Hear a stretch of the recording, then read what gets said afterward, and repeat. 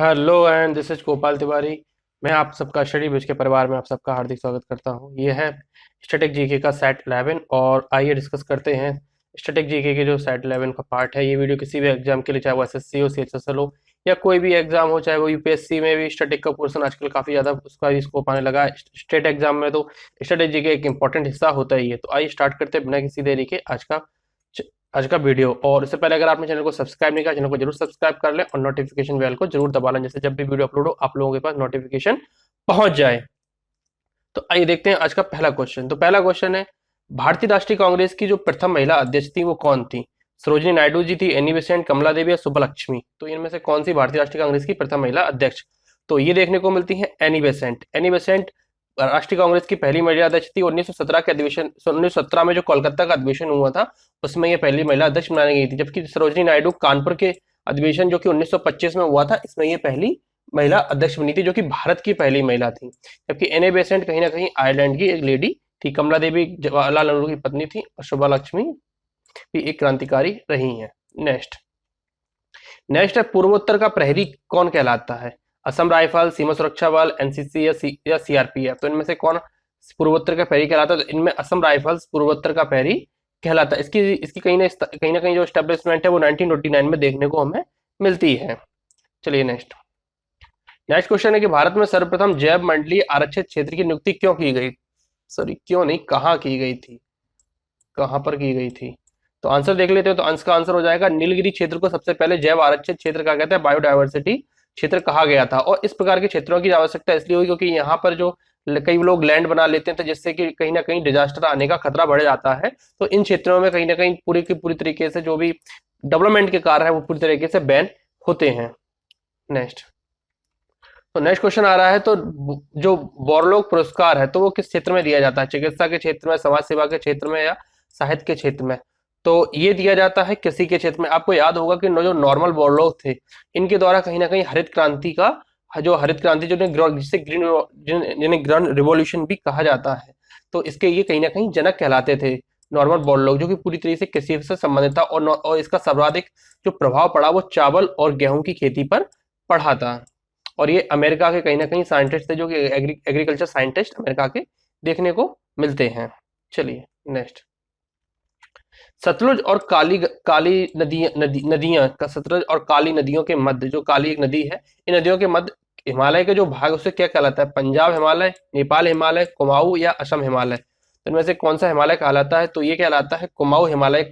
जो सतलुज और काली नदियों के बीच का हिस्सा कहलाता है उसे कुमाऊं हिमालय कहीं ना कहीं कहा जाता है।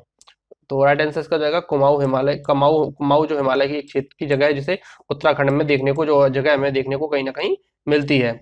और सतलुज नदी का कहीं ना कहीं उद्गम भी जो जो हिमालय का जो तराई का क्षेत्र है, जहाँ पर कहीं ना कहीं एक झील है जहाँ से सिंधु नदी भी निकली है, उसका नाम है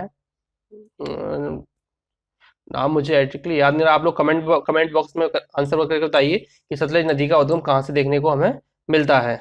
चलिए नेक्स्ट, नाम याद आ गया। उस नदी का जो नाम है वो है मानसरोवर झील देखने को मिलती है, और उसी के जो तराई का क्षेत्र है वहां से सतलज नदी का उद्गम हमें देखने को मिलता है। यहाँ से दो अन्य नदियां की भी निकलती हैं, इनमें सिंध और कहीं ना कहीं पूर्वी भारत की सबसे बड़ी जो नदी है ब्रह्मपुत्र भी देखने को कहीं ना कहीं मिलती है। चलिए नेक्स्ट है, आ जाते हैं क्वेश्चन याद, कभी कभी जो दिमाग में रह जाता है वो भूल भी जाते हैं। एक सूखी सेल में कौन सी ऊर्जा पाई जाती है?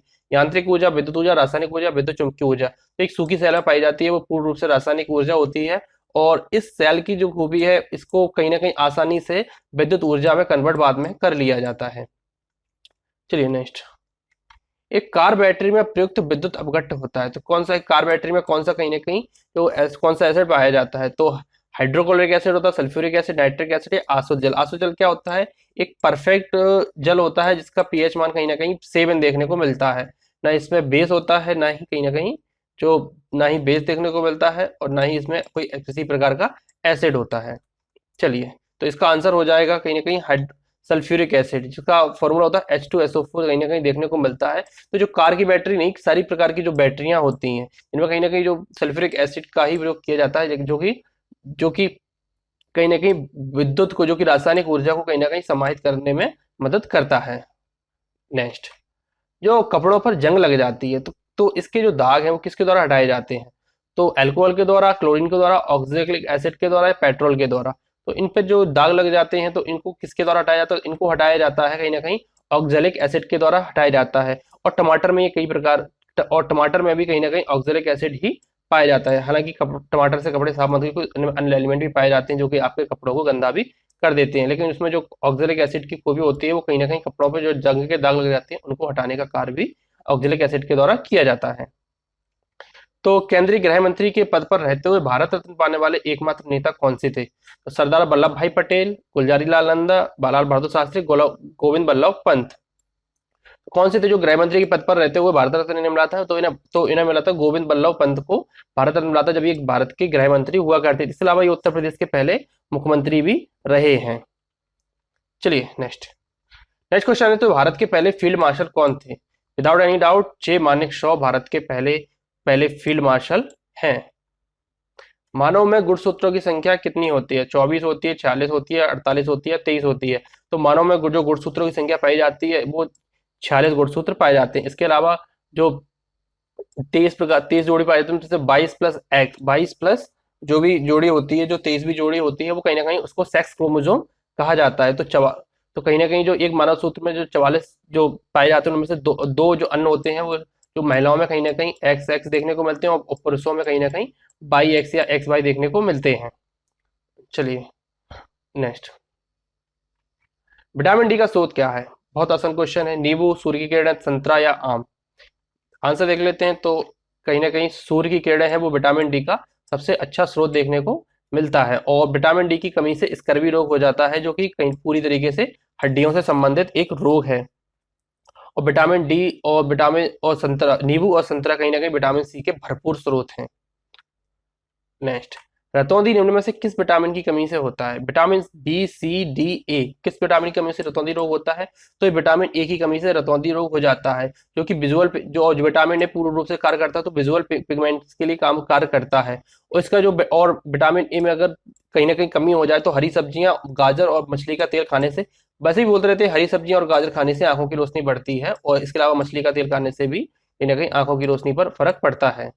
चलिए नेक्स्ट क्वेश्चन है, किस विटामिन में कोबाल्ट होता है? तो बी1 में होता है, बी2, बी12, बी6। तो किस में कोबाल्ट पाया जाता है? तो विटामिन बी12 में कोबाल्ट पाया जाता है, जो कि कोबाल्ट एक खनिज लवण है और जो कि विटामिन बी12 का एक महत्वपूर्ण घटक भी देखने को हमें मिलता है। ये कई विटामिन कहीं ना कहीं ग्रोथ के लिए काफी इंपॉर्टेंट होता है। जैसे किसी की अगर हाइट कम रह जा रही है या कोई भी पूरी तरीके से डेवलपमेंट नहीं कर पा रहा है तो उसमें कहीं ना कहीं विटामिन बी12 की कमी देखने को मिलती है। और कोबाल्ट जैसे खनिज लवण उसको देने से, मल्टीविटामिन की गोली देने से, विटामिन बी12 की अलग से गोलियां भी आती हैं, उनको देने से कहीं ना कहीं एक्सपोनेंशियली ग्रोथ उसमें देखने को मिलती है, क्योंकि जो भी विटामिन की कमी है वो कहीं ना कहीं विटामिन बी12 द्वारा या कोबाल्ट के द्वारा पूर्ति कर दी जाती है। नेक्स्ट, दक्षिण भारत की सबसे ऊंची चोटी कौन सी है? टोडाबेट्टा, अनायमुदी, धूपगढ़ या महेंद्रगिरी? तो दक्षिण भारत की सबसे ऊंची चोटी देखने को मिलती है तो वो है अनायमुदी चोटी। दक्षिण भारत की सबसे ऊंची चोटी है जो कि अन्नामलाई पहाड़ी पर स्थित है और इसकी ऊंचाई कहीं ना कहीं 2695 मीटर है। वहीं नीलगिरी की जो सबसे ऊंची चोटी है उसे कहा जाता है डोडा बेटा। नीलगिरी की सबसे ऊंची चोटी, और नीलगिरी पर्वत कहीं ना कहीं पूर्वी घाट और पश्चिमी घाट को जोड़ने का काम भी नीलगिरी पर्वत के द्वारा किया जाता है। इसके अलावा जो महेंद्रगिरी है वो पूर्वी घाट की सबसे ऊंची चोटी है और धूपगढ़ मध्य प्रदेश में स्थित एक चोटी है जो कि सतपुड़ा रेंज की सबसे ऊंची चोटी है। इसकी ऊंचाई 1350 मीटर के आसपास देखने को हमें कहीं ना कहीं मिलती है।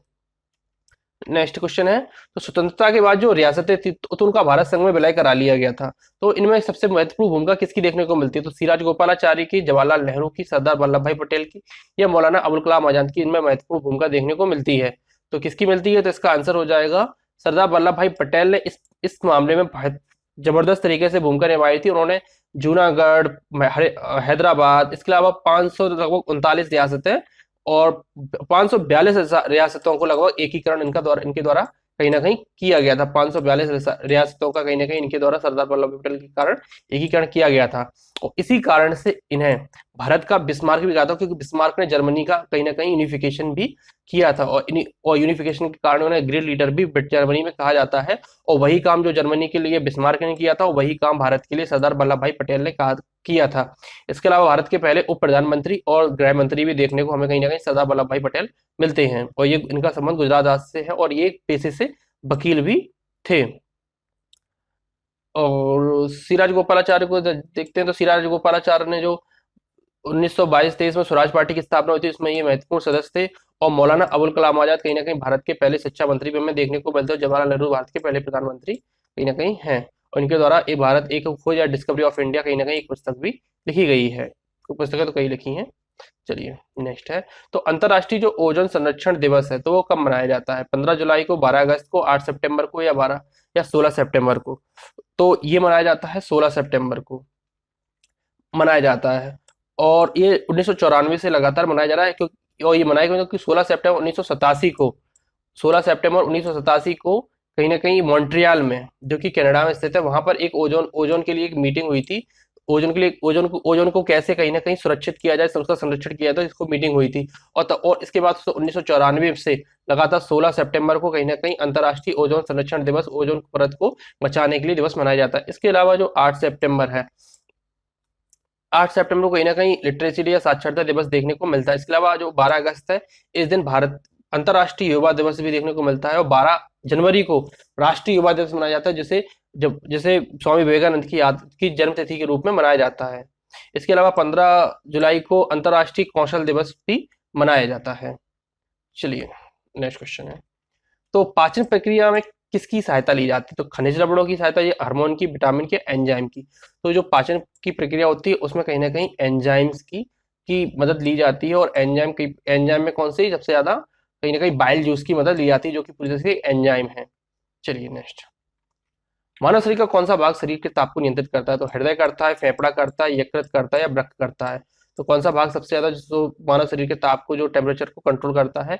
तो ये किया जाता है फेफड़ों के द्वारा। होता क्या है, जैसे ही शरीर में भोजन की मात्रा आती है, तो कहीं ना कहीं जो ऑक्सीडेशन के कारण जो उससे ऊर्जा उत्पन्न होती है, तो शरीर उस ऊर्जा को कहीं ना कहीं संभालने के काबिल नहीं, क्योंकि शरीर का अचानक से टेम्परेचर बढ़ जाएगा। इसी स्थिति में खाना खाने के टाइम पे हमें अत्यधिक गर्मी लगती है, जिससे पसीना निकलता है, शरीर का कहीं ना कहीं टेम्परेचर को कंट्रोल किया जा सकता है। इसके अलावा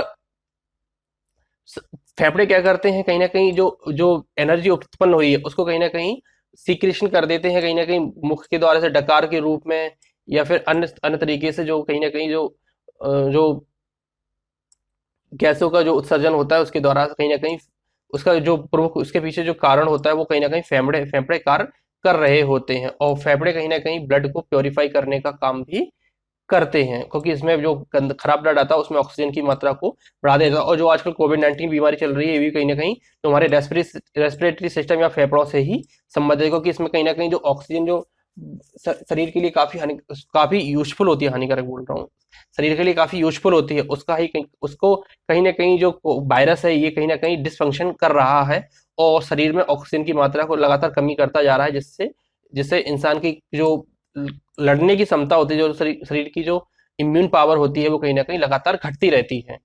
तो इसमें प्रमुख कार्य फेफड़ों का होता है। और यकृत शरीर की सबसे बड़ी ग्रंथि है, और हृदय भी एक ग्रंथि है।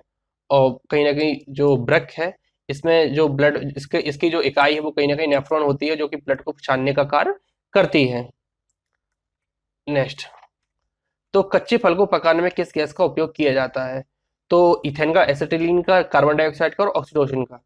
किसका उपयोग किया जाता है? तो सबसे ज्यादा इसका उपयोग किया जाता है एसिटिलीन का। और आपने देखा होगा, आपने सुना होगा कार्बाइड, कार्बाइड, कार्बाइड। तो जो कार्बाइड जब वायुमंडल से हाइड्रोजन और ऑक्सीजन जब ग्रहण करते हैं, तो उसको एसिटिलीन नामक गैस में बदल देते हैं। और एसिटिलीन कार्बाइड के मुकाबले काफी अच्छी गैस मानी जाती है, जिससे जो कच्चे फल होते हैं वो पकने का कार्य करते हैं। नेक्स्ट क्वेश्चन है, तो मानव शरीर की सबसे बड़ी ग्रंथि आपको बता ही चुका हूँ, ये यकृत होती है, अभी थोड़ी देर पहले ही आपको बताया गया है। जबकि अग्नाशय एक अंतःस्रावी ग्रंथि है, और सबसे बड़ी अंतःस्रावी ग्रंथि भी हमें देखने को मिलती है। और अमाशय में कहीं ना कहीं जो भोजन का पाचन, जो कंप्लीट पाचन किया जाता है वो अमाशय में ही किया जाता है। और इसके अलावा छोटी आंत में भी जो जो पूर्ण पाचन होता है वो कहीं ना कहीं जाकर के छोटी आंत में होता है। गदर पार्टी की स्थापना हुई थी तो 1907 में, 13 में, 1917 में और 20 में। तो गदर पार्टी की स्थापना की गई थी 1913 में सोहन सिंह और कहीं ना कहीं लाला हरदयाल के प्रयासों से। और ये गदर पार्टी इसलिए कहलाई थी क्योंकि सैन फ्रांसिस्को में इन दोनों ने एक एक पेपर चलाया था, गदर गदर नाम का एक पेपर चलाया था, जिसका प्रमुख सेंटर कहीं ना कहीं पंजाब देखने को मिलता है। तो इनके द्वारा जो पेपर चलाया गया था, इसी के नाम से इनकी जो पार्टी भी थी वो भी गदर पार्टी के नाम से फेमस हो गई थी। तो गदर पार्टी की अगर कहीं स्थापना पूछे तो आपको ये देखने को मिलता है, ये सैन फ्रांसिस्को में अमेरिका में जो स्थित है, पश्चिमी अमेरिका में जो एक स्टेट है अमेरिका का, तो सैन फ्रांसिस्को में गदर पार्टी की स्थापना हमें देखने को मिलती है। नेक्स्ट है तो राज्यसभा का जो पदेन अध्यक्ष होता है वो कौन होता है? राष्ट्रपति होता है, उपराष्ट्रपति, राज्यपाल या राज्यसभा का चुना हुआ सदस्य होता है? तो ये होता है उपराष्ट्रपति। और उपराष्ट्रपति का जब चुनाव होता है तो जैसे ही चुनाव कंप्लीट होता है, जैसे ही उपराष्ट्रपति बनता है तो वो ऑटोमेटिकली राज्यसभा का जो पदेन अध्यक्ष भी बन जाता है। राज्यसभा का चुना हुआ सदस्य टोटल गलत आंसर इसका है। राज्यसभा का चुना हुआ सदस्य इसका कहीं ना कहीं अध्यक्ष नहीं होता है। नेक्स्ट क्वेश्चन, गुलबदन बेगम किसकी पुत्री थी? बाबर की, हुमायूं की, शाहजहां की और औरंगजेब की? तो ये पुत्री देखने को मिलती है कहीं ना कहीं बाबर की पुत्री है गुलबदन बेगम, और हुमायूं की ये कहीं ना कहीं बहन है, और इनके द्वारा कहीं ना कहीं हुमायूं नामा लिखा गया है, जिसमें कहीं ना कहीं हुमायूं और अकबर का काफी ज्यादा वर्णन हमें देखने को मिलता है। इसके अलावा इस पुस्तक में अगर आपसे पूछ लिया जाए, इन्होंने हुमायूंनामा लिखा था, इसमें हुमायूं और इनके जो भाई थे कामरान, इनकी लड़ाई का विवरण इसमें देखने को मिलता है, और अकबर का जो शासनकाल था उसका भी विवरण इसमें देखने को कहीं ना कहीं मिलता है। और हुमायूं की मृत्यु 1556 में सीढ़ियों से गिरकर हो गई थी। चलिए नेक्स्ट, शेख निजामुद्दीन औलिया की दरगाह कहाँ देखने को मिलती है? तो शेख निजामुद्दीन औलिया की जो दरगाह है वो दिल्ली में देखने को मिलती है। इसके अलावा शेख निजामुद्दीन ने 7 सुल्तानों का शासन देखा था, जबकि अमीर खुसरो ने 8 सुल्तानों का शासन कहीं ना कहीं देखा है। इन्हें महबूब इलाही भी कहा जाता है, और इन्होंने जो भी 7 सुल्तान थे इनमें से किसी से भी भेंट नहीं की, जबकि 7 सुल्तान इनसे मिलने के लिए कहीं ना कहीं देखा जाए तो बार बार आज्ञा लेते थे। और इन्होंने अलाउद्दीन खिलजी के लिए तो यहाँ तक कह दिया था, जो कि उस टाइम का सबसे शक्तिशाली सम्राट था, कि अगर मेरे घर में 2 दरवाजे हैं, अगर वो एक दरवाजे से आएंगे तो मैं दूसरे दरवाजे से बाहर निकल जाऊंगा। इतने कठोर शब्दों में कहा था। इसके अलावा मोहम्मद बिन तुगलक इनके कहीं ना कहीं सब शिष्य भी माने जाते हैं, और इनके द्वारा एक काफी अच्छा कहा गया था गयासुद्दीन तुगलक के लिए कि दिल्ली दूरस अस्ते, अर्थात दिल्ली अभी दूर है, जो कि नारा काफी बार कहा जाता है कि जैसे दिल्ली अभी दूर है, जब भी कोई काम पूर्ण नहीं होता है या उम्मीद की जाती है कि जल्दी हो जाएगा तो सामने वाला कह देता है कि दिल्ली अभी दूर है, मतलब अभी काम पूरा होने में काफी टाइम है, जिसका कहीं ना कहीं संदर्भ ये निकाल लिया जाता है। इसके अलावा जो चिश्ती संप्रदाय के शेख मोहिउद्दीन चिश्ती थे, इनकी दरगाह हमें कहीं ना कहीं अजमेर में देखने को मिलती है, जो कि इस्लाम धर्म के लिए काफी ज्यादा महत्वपूर्ण सेंटर यहाँ पे देखने को मिलता है। और इस्लाम धर्म का अगर कहीं सेंटर भी देखने को मिलता है तो वो भी अजमेर में ही देखने को मिलता है। फतेहपुर सीकरी की कहीं ना कहीं जो स्थापना है वो कहीं ना कहीं जो यहाँ पर बुलंद दरवाजा है, इसका निर्माण कहीं ना कहीं अकबर के द्वारा कराया गया था। और आगरा शहर का जो निर्माण हुआ था 1500 साल में, कहीं ना कहीं सिकंदर लोदी के द्वारा आगरा को बसाया और सजाया भी गया है। इसके अलावा शाहजहां ने भी आगरा में ताजमहल का निर्माण 1652 में कराया है, और यहाँ पर एक मोती मस्जिद भी देखने को मिलती है, जो कि दिल्ली में भी स्थित है। चलिए नेक्स्ट, तो विश्व का जो कहवा पत्ता था, जो जो कहवा मतलब कॉफी का जो पोर्ट है, वो किस विश्व का जो कॉफी पोर्ट है वो कौन से नाम से जाना जाता है? तो Sao Paulo, Santos, Rio de Janeiro या ब्यूनस आयर्स? तो पोर्ट का नाम क्या है? रियो डी जेनेरियो पोर्ट है, ब्यूनस आयर्स है, साओ पोलो पोर्ट है या सैंटोस पोर्ट है? तो इसका नाम है सैंटोस पोर्ट, और ये कहीं ना कहीं ब्राजील की जो साओ पोलो स्टेट है उसमें ये सैंटोस नाम का पोर्ट पाया जाता है। तो कहवा पोर्ट अगर पूछ लिया जाए तो कहवा पोर्ट के नाम से कौन प्रसिद्ध है? तो वो सैंटोस पोर्ट कहवा पोर्ट के नाम से भी फेमस है। दीपिका पल्लिकल किस खेल से संबंधित है?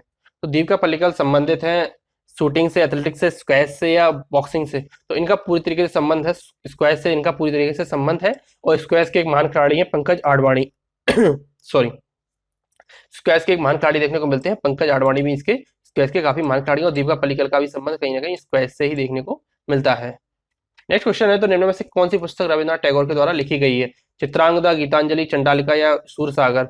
तो जो रविन्द्रनाथ टैगोर के द्वारा पुस्तकें देखने को मिलती हैं तो वो है गीतांजलि पुस्तक, रविन्द्रनाथ टैगोर के द्वारा लिखी गई है। इसके अलावा सूरसागर सूरदास के द्वारा लिखी गई है। इसके अलावा जो इनकी जो पूरी की पूरी रचनाएं हैं, सूरसागर, सूरसारावली, इन सबको रामायण रूप से बीजक भी कहा जाता है। नेक्स्ट क्वेश्चन है, किस संस्था की स्थापना महात्मा गांधी जी के द्वारा नहीं की गई है? साबरमती आश्रम, सेवा आश्रम, विश्व भारती या फिनिक्स आश्रम? तो कौन सा आश्रम है? तो इनके द्वारा विश्व भारती आश्रम की स्थापना नहीं की गई है। बाकी साबरमती आश्रम, सेवा आश्रम या फिनिक्स आश्रम, जो कि कहाँ पर था, साउथ अफ्रीका में देखने को मिलता है, तो इन तीनों की जो स्थापना है वो महात्मा गांधी जी के द्वारा की गई है। नेक्स्ट क्वेश्चन है, किस सुल्तान को, ये आखिरी क्वेश्चन भी होगा, पागल, रक्त पिशाचु या सनकी कहा जाता है? तो गयासुद्दीन तुगलक, मोहम्मद बिन तुगलक, फिरोज शाह तुगलक या महमूद तुगलक, ये चारों तुगलक वंश के ही हैं। और कहीं ना कहीं गयासुद्दीन तुगलक ने तुगलक वंश की स्थापना की थी। इसके बाद मोहम्मद बिन तुगलक और फिरोज शाह तुगलक ये लगातार कहीं ना कहीं वहाँ के सुल्तान बने थे। तो पिशाचू ये पागल कहा जाता है मोहम्मद बिन तुगलक को, कहीं ना कहीं यहाँ का कहता है, क्योंकि इसने के द्वारा कई प्रकार के कार्य किए गए थे, जैसे करेंसी चलाना और राजधानी की जो स्थानांतरित की गई थी। इसके अलावा बहुत सारे जो कार्य थे, लगातार एकदम से टैक्स इंक्रीज कर देना, इस प्रकार के। इसके अलावा इनके दीवाने कोई नाम की जो कृषि विभाग था, इसके द्वारा मोहम्मद बिन तुगलक के द्वारा इसकी स्थापना भी की गई थी, जो कि काफी आगे चल के दीवाने कोई में काफी अच्छी एक योजना मानी जा सकती है, काफी अच्छा एक विभाग भी माना जा सकता है। और फिरोज शाह तुगलक को दासों से सबसे सर्वाधिक प्रेम था, और इसने दासों के लिए काफी ज्यादा काम भी किए हैं। चलिए, ये थे आज के कहीं ना कहीं जो भी क्वेश्चन थे, तो ये आज के सारे इंपॉर्टेंट क्वेश्चन हैं। आई होप ये वीडियो आपको पसंद आया होगा। मिलते हैं अगले वीडियोस में, तब तक अपना ख्याल रखिए, पढ़ते रहिए। This is Gopal Tiwari signing off.